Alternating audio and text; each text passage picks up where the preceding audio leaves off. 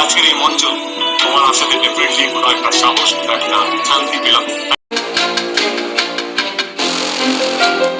দাদাগিরি মঞ্চে দাঁড়িয়ে দেব শুভশ্রীকে উদ্দেশ্য করে বলে, তোমাকে আজকের এই মঞ্চে পাশাপাশি পেয়ে আমি খুবই খুশি।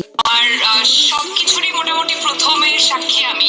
তোমার প্রথম গাড়ি কেনা, তোমার প্রথম প্রোডাকশন, প্রথম ডিরেকশন, হ্যাঁ প্রথম দাদাগিরি। তুমি আমার পাশে আছো, এর চেয়ে বড় পাওয়ার আর কিছুই নেই।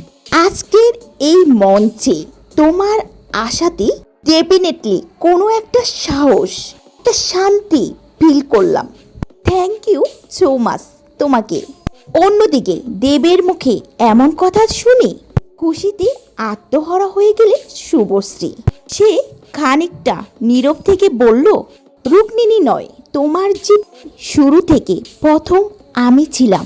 তোমার প্রথম গাড়ি কেনা, তোমার প্রথম বাড়ি কেনা, তোমার প্রথম প্রযোজনা, সবটাই আমাকে সাথে নিয়ে হয়েছে।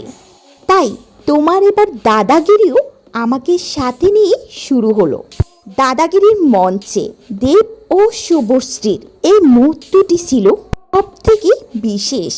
অন্যদিকে দেব ও শুভশ্রীকে একই মঞ্চে দেখে তার ভক্তরা অনেক খুশি। বিশেষ করে দেবের জীবনে প্রথম শুভশ্রী এবং তার জীবনে যত ভালো কিছু ঘটেছে সব কিছুতেই পাশে পেয়েছে শুভশ্রীকে।